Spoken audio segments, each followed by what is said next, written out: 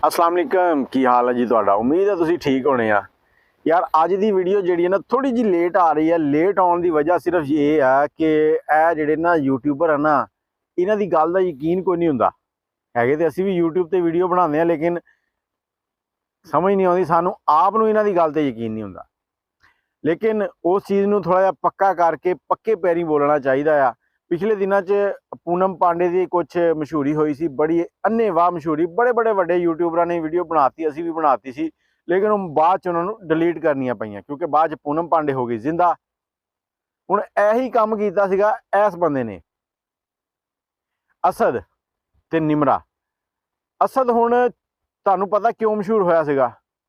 एक छोटी जी उम्र दे विच विआह कीता इन्हें, ते क्योंकि 17-18 साल का होया सीगा ते उस उम्र दे विच इन्हें विआह कर लिया ते पाकिस्तान दे विच छोटी उम्र च विआह करन वालियां दे नां तो बड़ा मशहूर होया सीगा।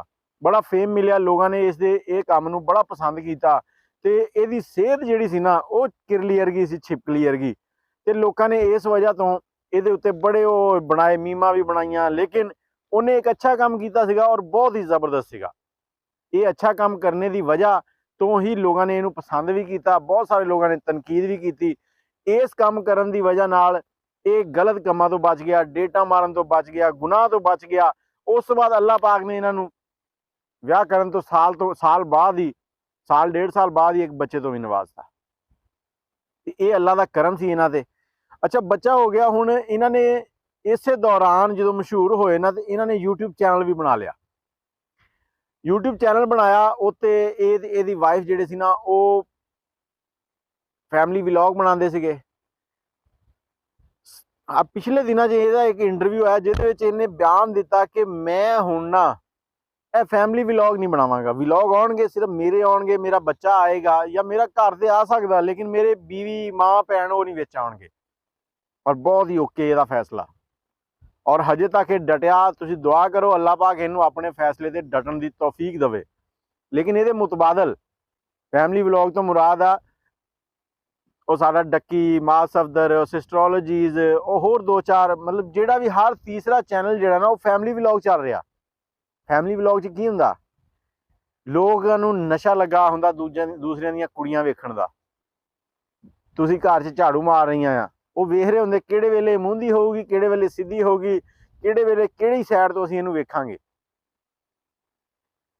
ਜਿਹੜਾ ਕੰਮ ਅੱਗੇ हीरा मंडी या कोठियां ते जाके हुंदा सी ना, वो हुण फैमिली व्लॉगां 'च होण लग पिया। कोई हीरा मंडी जांदा सी, जाके पैसे भरदा सी, डांस वेखदा सीगा। हुण वो यूट्यूब ते आउंदा आ, पैकेज लवांदे आ, लवा के ते वेख रहे आ। इस मुंडे ने गैरत खाधी, इन्हें आके यह बयान दिता कि मैं अज तो बाद फैमिली व्लॉग नहीं बनावांगा। क्यों नहीं बनावांगा? कहंदा यार लोकां नूं ते नशा लगा, लोग ते साडीआं मावां भैणां नूं वेखना चाहंदे आ इस तरह नंगियां।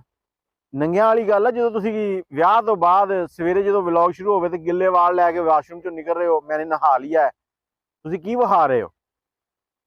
लेकिन इस मुंडे दे व्लॉग पहले भी कुछ अच्छे सीगे। दूसरा अल्लाह ने इनू हदायत दी।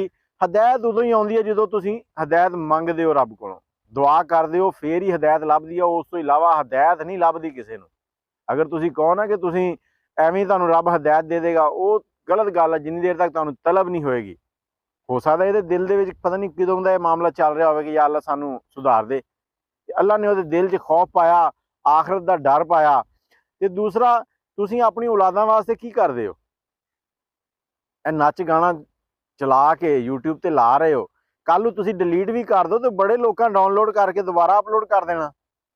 तुहाडे तो ज़्यादा जिहड़े इंजीनियर पए आ इत्थे, तुहाडे बच्चे जवान होणगे, उन्हां नूं स्कूल दे विच ही जिवें पिछले दिनों च कासम अली शाह साहब ने एक बयान दे दिता सीगा जाके, ते अखीर उन्होंने माफ़ी मंगनी पई सी। उन्होंने कहा सी मेरा बच्चा आके मैनू घर कहंदा कि पापा जी मुझे बच्चे स्कूल में बेइज्जत कर रहे हैं। की गल तुहाडे बच्चों नूं बच्चे बेइज्जत नहीं करनगे? तुसीं जो पाकिस्तान दे विच कोई 50,000 चैनल होएगा, 50,000 फैमिलियां काम कर रहीआं, ते जदों 22 करोड़ दे विचों 50,000 या 50 ਲੱਖ भी कढ़ दिओ तो बाकी जिहड़े पिछले वो मर गए, उन्होंने तो तुहाडे बच्चों नूं जीण नहीं देना। तुसीं उन्हां दा मुस्तकबल खराब करी जा रहे हो। उन्हां दा मुस्तकबल, अपनी आखरत किहदे वास्ते कर रहे हो? अपने वास्ते कर रहे हो, अपने बच्चों वास्ते कर रहे हो, माँ प्यो वास्ते कर रहे हो। तुसीं मर जाना, पता नहीं किहड़े वेले फूक निकल जाए। पिछले दिनों पता नहीं किहड़े मुल्क दा एक सिंगर सीगा, स्टेज के उत्ते गांदियां ही फौत हो गया। ਠੀਕ ਆ, ਮੈਂ ਇੱਥੇ ਖੜਾ, ਮੇਰਾ ਕੋਈ ਪਤਾ ਨਹੀਂ ਮੇਰੀ ਹੁਣੀ ਹਵਾ ਨਿਕਲ ਜਾਵੇ। ਇਸ ਲਈ ਆਪਣੇ ਜਿਹੜੇ ਕੰਮ ਆ ਇਹਨਾਂ ਨੂੰ ਦਰੁਸਤ ਕਰੋ, ਔਰ ਇਹ ਅਸਲ ਮੁੰਡਾ ਜਿਹੜਾ ਨਾ, ਇਹਦੇ ਵਾਸਤੇ ਦੁਆ ਕਰੋ ਕਿ ਅੱਲਾਹ ਪਾਕ ਇਹਨੂੰ ਇਸ ਜਗ੍ਹਾ ਤੇ ਜਿਹੜੇ ਕਦਮ ਤੇ ਖੜਾ ਹੋਇਆ ਇਸ ਤੋਂ ਪੋਜ਼ਿਟਿਵ ਪਾਸੇ ਨੂੰ ਜਾਣ ਦੀ ਤੌਫੀਕ ਦੇਵੇ, ਨੈਗੇਟਿਵ ਵੱਲ ਨੂੰ ਵਾਪਸ ਨਾ ਆਵੇ ਮੁੜ ਕੇ। ਇਹਦੇ ਨਾਲ ਹੀ ਮੈਨੂੰ ਇਜਾਜ਼ਤ ਦਿਓ ਅਸਦ ਤੇ ਨਿਮਰਾ ਵਾਸਤੇ ਦੁਆ ਕਰਨਾ, ਤੇ ਅੱਲਾਹ ਹਾਫਿਜ਼।